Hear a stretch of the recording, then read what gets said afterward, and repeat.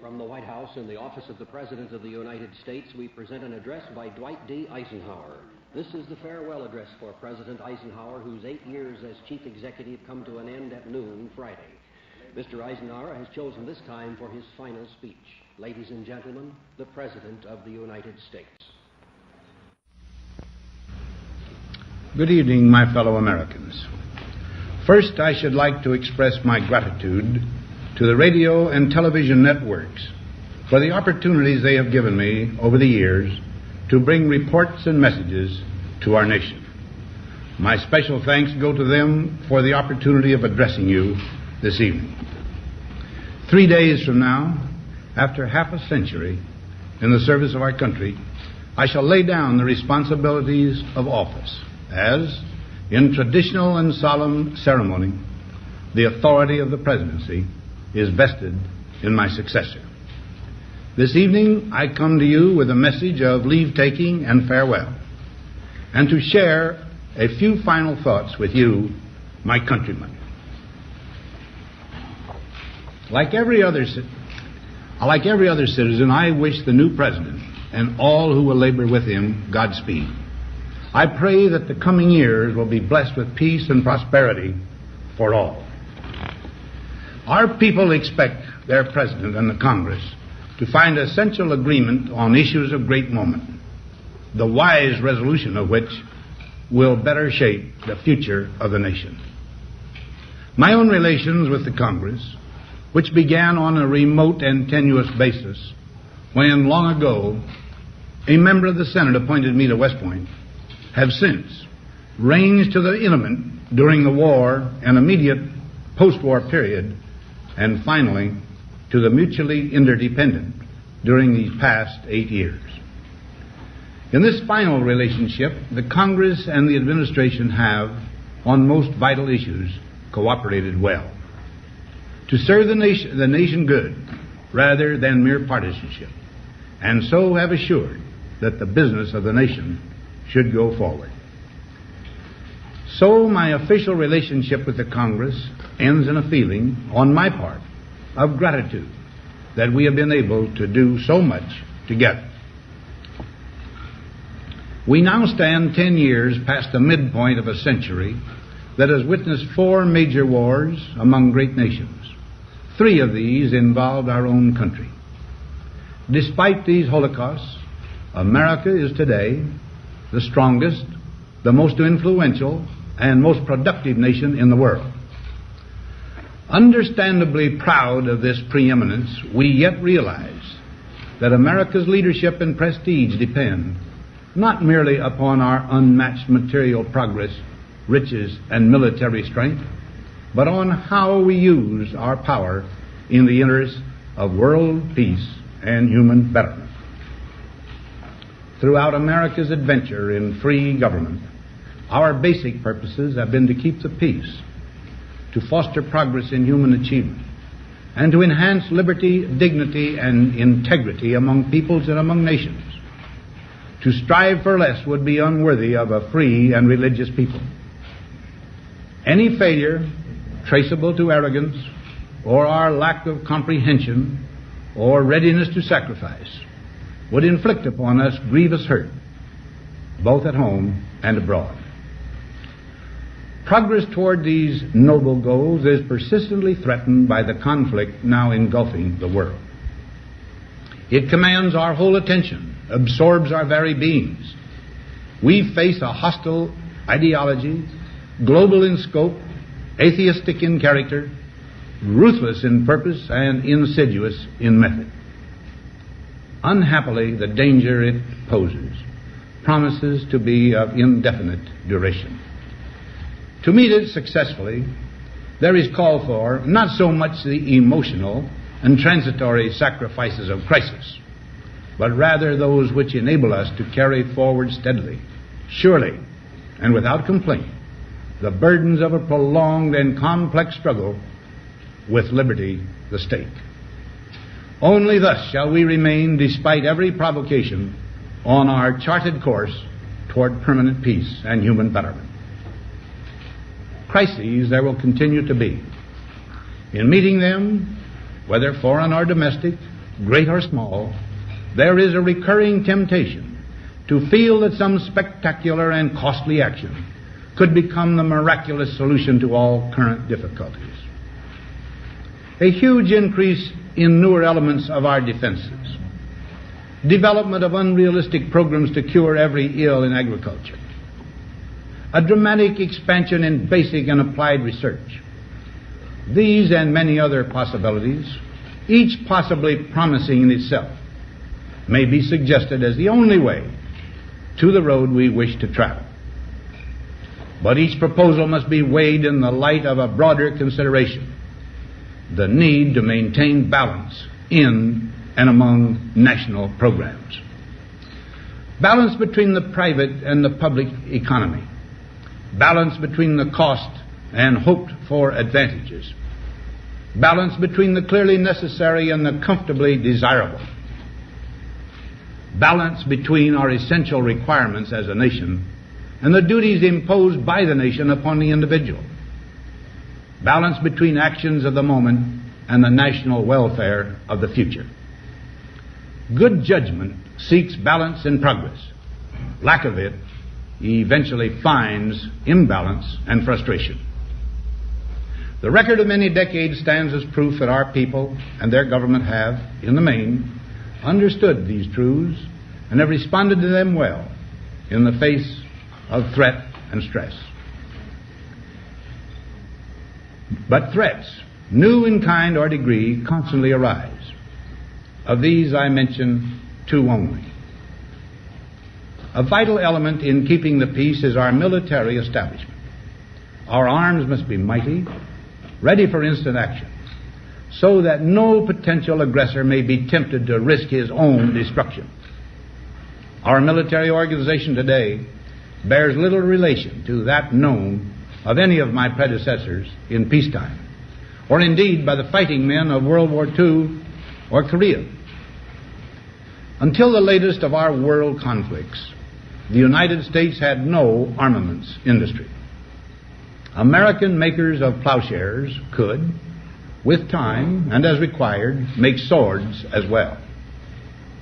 But we can no longer risk emergency improvisation of national defense. We have been compelled to create a permanent armaments industry of vast proportions. Added to this, 3.5 million men and women are directly engaged in the defense establishment. We annually spend on military security alone more than the net income of all United States corporations.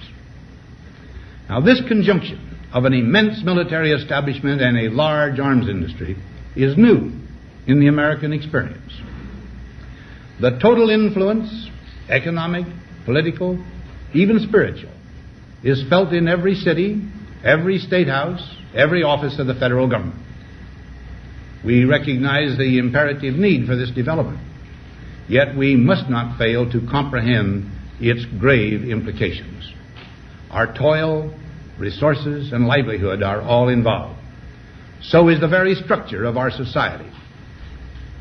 In the councils of government, we must guard against the acquisition of unwarranted influence, whether sought or unsought, by the military-industrial complex.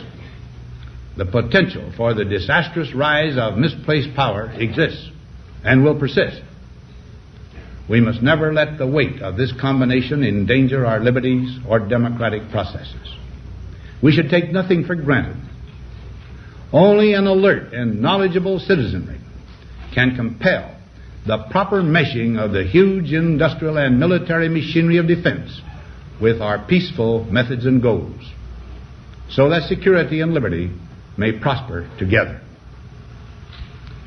Akin to and largely responsible for the sweeping changes in our industrial military posture has been the technological revolution during recent decades.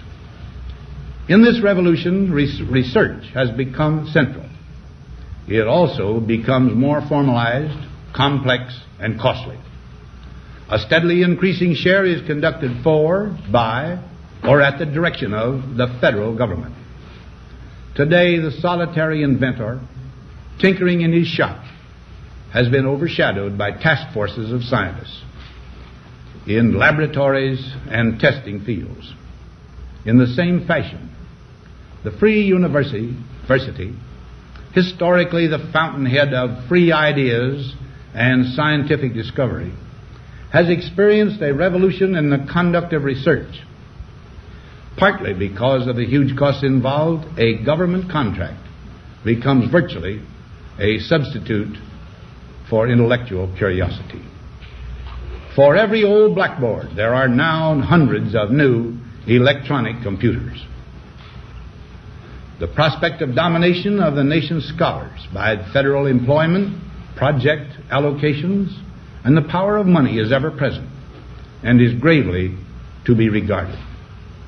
Yet in holding scientific research and discovery in respect, as we should, we must also be alert to the equal and opposite danger that public policy could itself become the captive of a scientific, technological elite. It is the task of statesmanship to mold, to balance, and to integrate these and other forces, new and old, within the principles of our democratic system, ever aiming toward the supreme goals of our free society. Another factor in maintaining balance involves the element of time. As we peer into society's future, we, you and I, and our government must avoid the impulse to live only for today, plundering for our own ease and convenience the precious resources of tomorrow. We cannot mortgage the material assets of our grandchildren without risking the loss also of their political and spiritual heritage. We want democracy to survive for all generations to come, not to become the insolvent phantom of tomorrow. During the long lane of the history yet to be written, America knows that this world of ours, ever growing smaller, must avoid becoming a community of dreadful fear and hate, and be instead a proud confederation of mutual trust and respect. Such a confederation must be one of equals. The weakest must come to the conference table with the same confidence as do we, protected as we are by our moral, economic, and military strength. That table, though scarred by many past frustrations, cannot be abandoned for the certainty agony of disarmament, of the battlefield. Disarmament with mutual honor and confidence is a continuing imperative. Together we must learn how to compose differences, not with arms, but with intellect and decent purpose. Because this need is so sharp and apparent, I confess that I lay down my official responsibilities in this field with a definite sense of disappointment. As one who has witnessed the horror and the lingering sadness of war, as one who knows that another war could utterly destroy this civilization which has been so slowly and painfully built over thousands of years, I wish I could say tonight that a lasting peace is in sight. Happily, I can say that war has been avoided. Steady progress toward our ultimate goal has been made, but so much remains to be done. As a private citizen, I shall never cease to do what little I can to help the world advance along that road. So in this, my last good night to you as your president, I thank you for the many opportunities you have given me for public service in war and in peace. I trust in that service, you find some things worthy. As for the rest of it, I know you will find ways to improve performance in the future. You and I, my fellow citizens, need to be strong in our faith that all nations under God will reach the goal of peace with justice. May we be ever unswerving in devotion to principle, confident but humble with power, diligent in pursuit of the nation's great goals. To all the peoples of the world, I once more give expression to America's prayerful and continuing aspiration. We pray that peoples of all faiths, all races, all nations may have their great human needs satisfied that those now denied opportunity shall come to enjoy it to the full, that all who yearn for freedom may experience its spiritual blessings.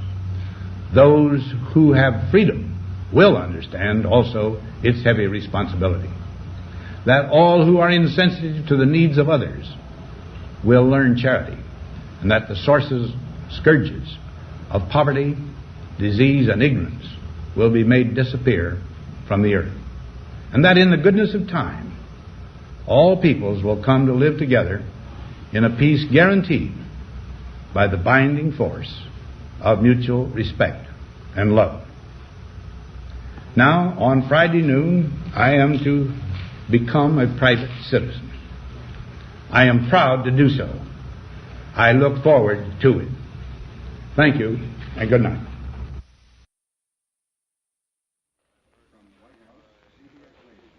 We have presented the farewell address by the President of the United States, Dwight D. Eisenhower, who spoke this evening from his office in the White House.